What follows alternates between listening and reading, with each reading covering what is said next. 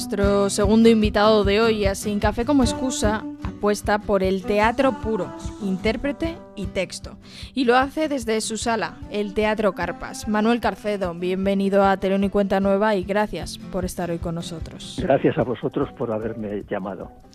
Arrancamos siempre nuestra entrevista con un breve cuestionario. ¿Te animas? Bueno, pues vamos allá. Vamos allá.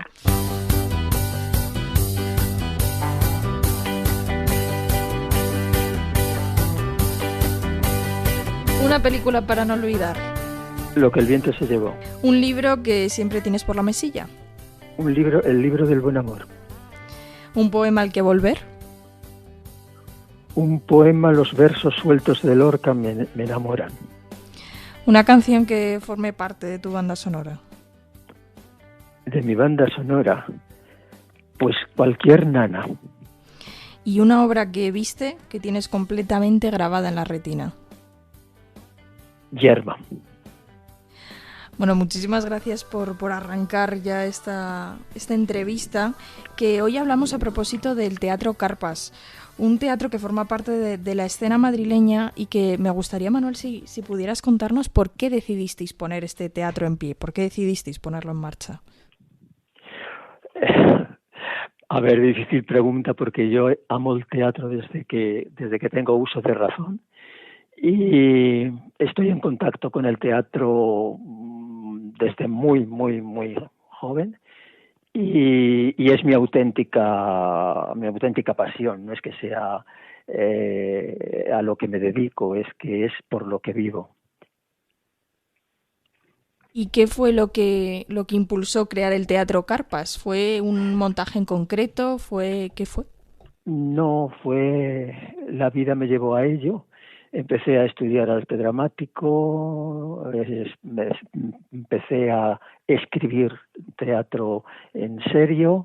Y después de haber empezado a aprender a ser actor, he estado muchos años enseñando a ser actor en varias escuelas. Y es que mi vida es teatro. No sé, me animó el primer premio literario que me dieron a una obra mía. Ahora mismo tengo 6 y no puedo escoger de la vida ninguna otra cosa que para mí supere la emoción que me produce el teatro. Me parece muy interesante que decís que en el Teatro Carpas lo que cabe es el teatro puro, el teatro clásico y el teatro de autor. Sí, eso por supuesto, lo has relatado perfectamente.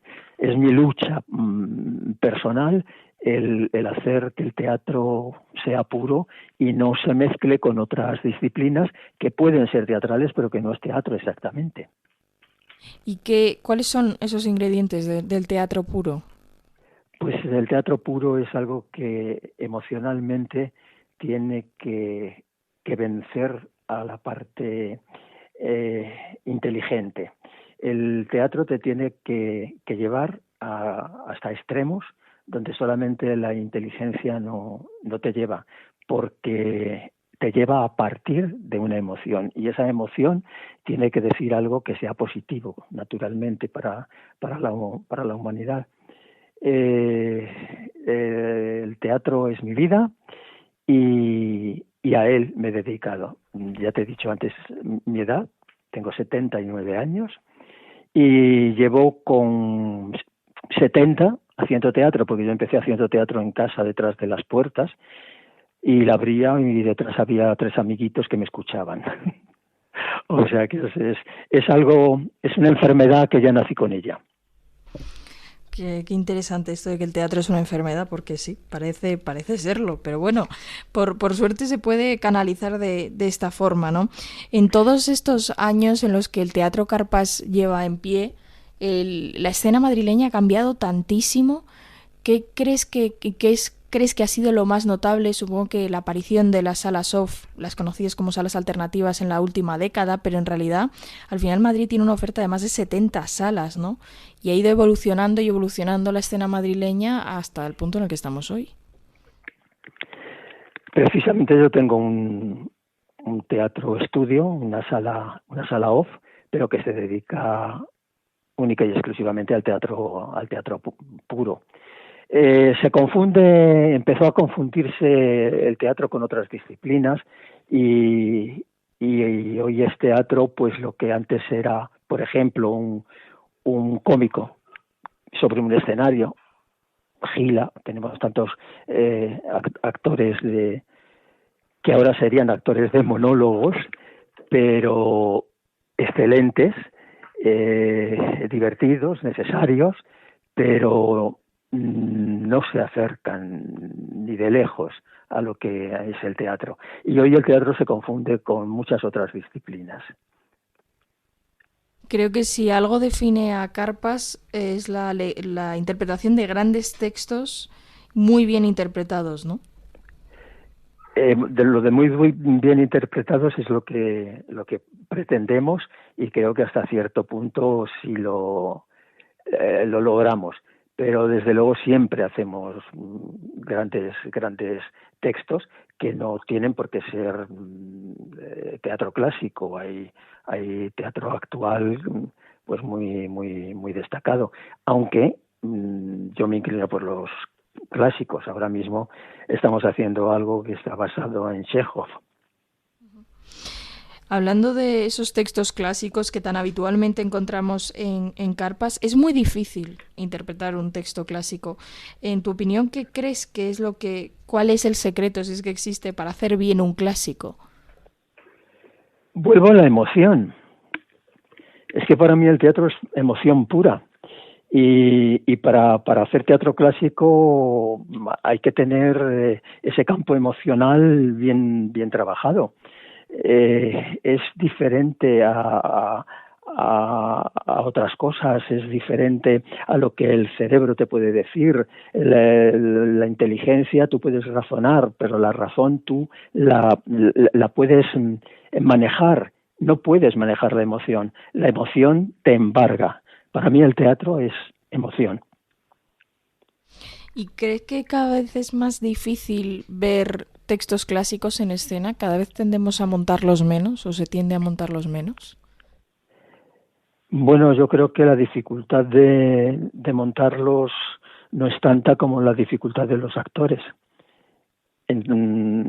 Creo que los actores nuevos, más nuevos, y mira que me estoy dedicando a la enseñanza, pero creo que los actores más jóvenes no han vivido esta época del teatro, no han vivido cuando el teatro era teatro puro y un cómico era un cómico y un monologuista era un monologuista.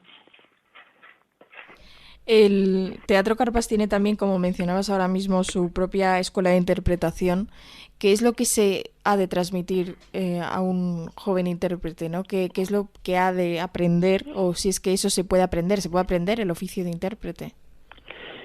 Aprender el oficio de intérprete no, pero sí que se puede estimular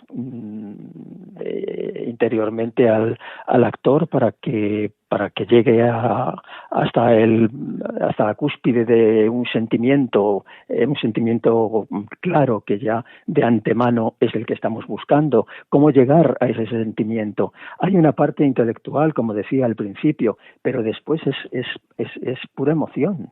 Es inteligencia emocional, y al actor, creo que al actor se le debe incentivar esa inteligencia emocional, que es lo que hace un personaje encima de un escenario. Dentro del Teatro Carpas, como decía, encontramos muchísima y distinta programación que apela a ese teatro puro del que hemos estado hablando en esta conversación, y me interesa mucho uno de los autores que más reclamas, que es Miguel Miura, que vemos muy pocos montajes suyos, y de hecho esta temporada veremos Melocotón en almíbar en la sala. Sí, ya está, tenemos también puesto Melocotón en almíbar, pero Miura tiene un título que es clave, que es Tres sombreros de copa. Ahí es donde se refleja el gran Miura, porque Miura, con ser un gran escritor, un gran autor de teatro, es un autor bastante, bastante volcado hacia una parte cómica poco profunda, donde los personajes son más superficiales, como por ejemplo en la que hemos dicho de Melocotón en almíbar. Pero a la vez es un autor que vemos muy pocas veces sobre las tablas, o por lo menos en estas últimas décadas, ¿no? Sí, y sin embargo, fíjate, fue Premio Nacional de Teatro y fue Premio Nacional de Literatura. Bueno, estas paradojas de la Pocos escena, ¿no? ¿Eh? Estas paradojas de la escena. Sí, es que pocos autores sí, pocos autores son premio de teatro y premio de literatura. Ahora hablábamos de Chekhov, hablábamos en esta conversación, La última función, que son varios textos de este autor sobre los que has hecho la dramaturgia. ¿Y qué es lo que has querido trasladar del autor ruso? Pues mira, a través de los textos del autor ruso, como tú dices, he querido establecer entre el público y el actor una serie de vínculos que ya existen, pero que no están explicitados, que no están puestos en la palma de la mano para que todo el mundo lo vea. El que venga a ver esta obra se va a dar cuenta de qué es el público para el actor y qué es el actor para el público.